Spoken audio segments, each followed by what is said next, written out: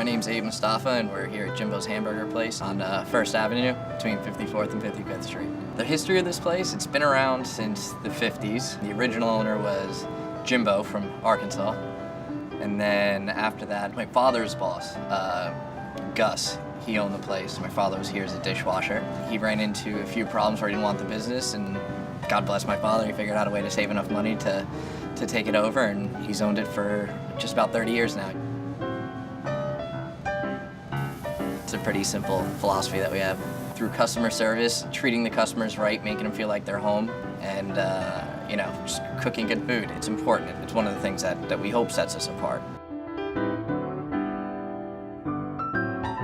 I'm Scott Belsky, founder of Behance, a company focused on organizing the creative world, and we are producing lots of content to help small businesses and other creative entities, people and teams with ideas, make them actually happen. So here we are at Jimbo's, and one of the things I'm excited about is that this is a business that has gone through transition. You have an older generation that's passed the business on to a new generation that is more aware of how we're living our life in the digital world and what the potential opportunities are.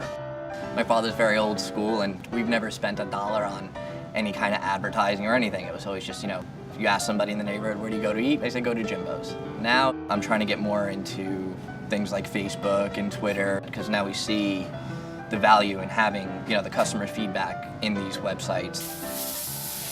The theme for today's episode is navigating the digital world. I think every small business has a community that they want to engage. You need to think about what your presence is in the digital world that we live in. Oftentimes you have a business that's always been run in the same way year after year for many years, and it's hard to do anything differently. In fact, there is risk associated with making any change. So here's a business that's willing to start thinking about this. Abe, thanks for having me in today. And thanks for coming. Can you tell me a little bit about the story? Like, how long have you been working here, and when did you really start? Seriously started working here as soon as I could count money. Yep. And I would work the register, and then would run deliveries and learn how to work the grill. And then it kind of just developed little by little into something that I wanted to take over, and now there was an opportunity for me to do that, and here I am.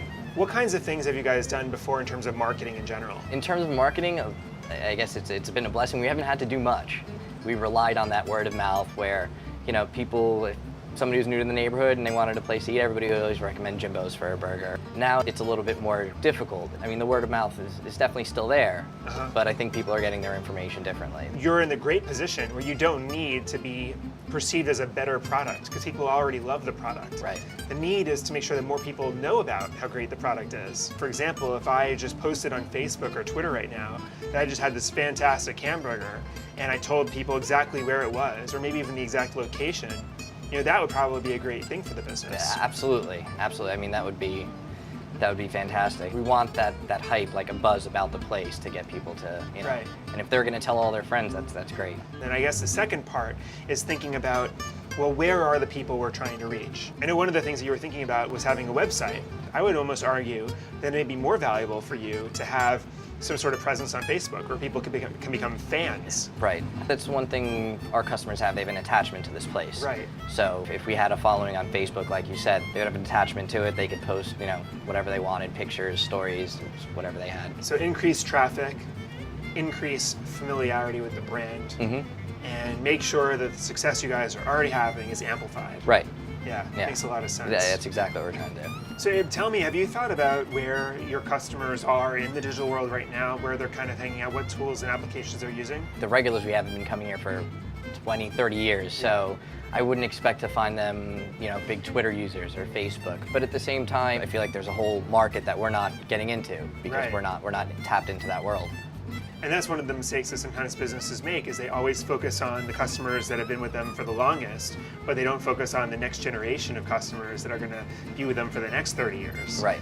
So these are all the various tools you can use to kind of connect the real world with the digital world without kind of interfering with the customers who've been coming for 30 years and don't care about it. Right.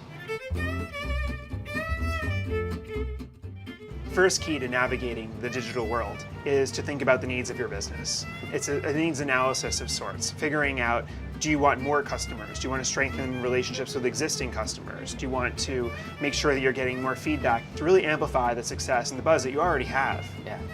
The second key is to make sure that you understand where customers, where they are, what sites they frequent. You don't necessarily want to expect them all to come to your own website. You know, build it and they will come does not really apply in the digital world. The third key is making sure that you are communicating in a message that is appropriate to where they're at. And hopefully you're leveraging what other people are saying about your brand rather than what you are saying. Thinking about the mentality of the people at each of the places that you spread the word. Right.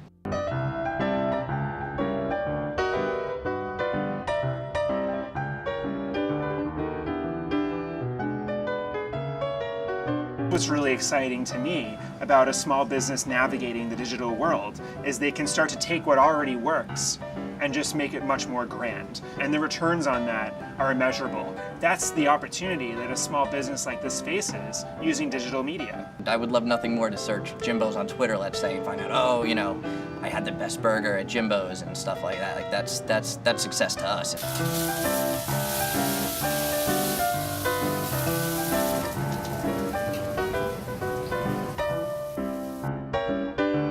Come on down and grab a burger.